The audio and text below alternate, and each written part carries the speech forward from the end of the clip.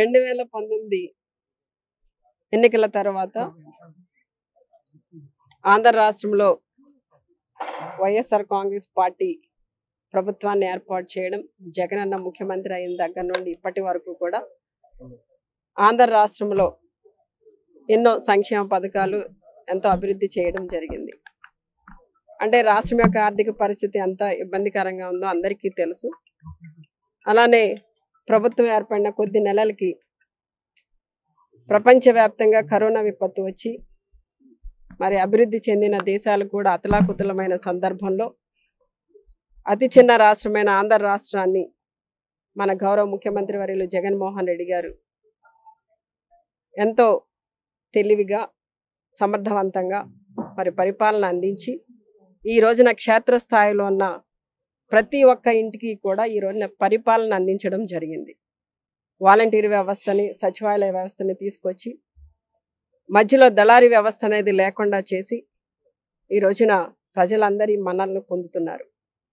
అలానే రైతన్నల పట్ల గతంలో వ్యవసాయం చేయడం దండగాని చెప్పిన ప్రభుత్వాలు ఈ రోజున మళ్ళీ తెర మీదకు వస్తున్న ఎన్నికల సమయం దగ్గర పడేసరికి ఈ రోజున జగనన్న రైతుల పక్షాన నిలబడి రైతు బాంధవుడుగా రైతు భరోసా పథకాన్ని తీసుకురావడం, రైతు భరోసా కేంద్రాలు ప్రతి సచివాలయ పరిధిలో ఏర్పాటు చేయడం, రైతన్నలకి సకాలంలో ఇన్పుట్ సబ్సిడీ అందించడం, పంట రుణాలు ఇవ్వడం, అలానే ధాన్యాన్ని కొనుగోలు చేయడం, చేసిన వెంటనే కూడా రైతన్నలకి డబ్బులు వెంటనే ఇవ్వడం. అంటే గతంలో దళారీ వ్యవస్థ ఉండడం వల్ల పండించిన పంటకి సరైన గిట్టుబాటు ధర రైతులకు లభించేది కాదు. ఈ రోజున రైతన్నల కష్టాన్ని గుర్తించి వారందరికీ కూడా మరి చక్కటి రేటును కూడా ఇవ్వడం జరిగింది. అలా చెప్పుకుంటూ పోతే చాలా, అంటే ఎన్ని సంక్షేమ పథకాలంటే అన్ని వర్గాల వారిని, ఆఖరికి అగ్రవర్ణాల్లో ఉన్న పేదలను కూడా గుర్తించి ఈ రోజున ఈబీసీ పథకాన్ని కూడా ఇవ్వడం జరిగింది.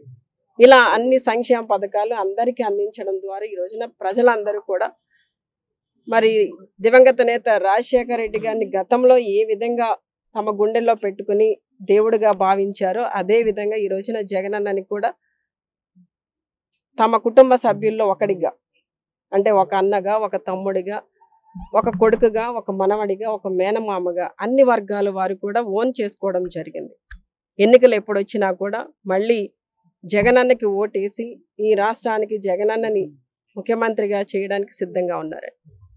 సింగిల్గానే వెళ్తామని జనరల్గా రాజు బలవంతుడైతే శత్రువులంతా ఒకటవుతారు. జగనన్న బలవంతుడు. ఆ బలం జగనన్నకి నాయకులు, కార్యకర్తలు ఇచ్చిన ధైర్యం. సో ఈ రోజున ప్రజలందరూ కూడా ఎవరు ఈ రాష్ట్రానికి ముఖ్యమంత్రిగా ఉంటే తమ కుటుంబంలో పరిస్థితులు మార్పులు వచ్చాయి అనేది వారు గ్రహించారు. ఖచ్చితంగా ఈ రోజున మరి పేద ప్రజల యొక్క సంక్షేమాన్ని కోరుకున్న ప్రభుత్వం, పేద ప్రజలకి పేదరికాన్ని దూరం చేసిన ప్రభుత్వం, మరి ఈ రోజున మళ్ళీ జగనన్న ప్రభుత్వమే రావాలని వాళ్ళు బలంగా కోరుకుంటున్నారు. అది నా సొంత నియోజకవర్గం అండి, ఇబ్బంది ఏం లేదు. మా డిపార్ట్మెంట్లో అవును, గతంలో అంటే మన ప్రభుత్వం వచ్చిన కొద్ది రోజులు కొంత బకాయిలు ఉన్నమాట వాస్తవమే. అవి క్లియర్ చేస్తున్నాం, ఇబ్బంది ఏమి లేదు. అంటే జనరల్గా టాక్ అంటే ఎవరికి వారు మేము బలంగా ఉన్నామని చెప్పుకోవడం వేరు. వారు నిజంగా బలంగా ఉంటే ఈ రోజున మరి ఎందుకు 175 నియోజకవర్గాలలో వాళ్ళు పోటీ చేయలేకపోతున్నారు, ఎందుకు పొత్తులకు వెళ్తున్నారు అనేది అర్థమవుతుంది. ఇప్పుడు ఒక టీడీపీ చూసుకున్నా మేము బలవంతులం అని వాళ్ళే చెప్పుకుంటారు. మరి వాళ్ళు ఎందుకు సింగిల్గా వెళ్ళలేకపోతున్నారు?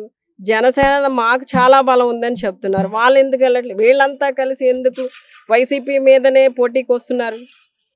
దాన్ని బట్టి అర్థమవుతుంది వాళ్ళు ఎంత బలవంతులు అన్నది.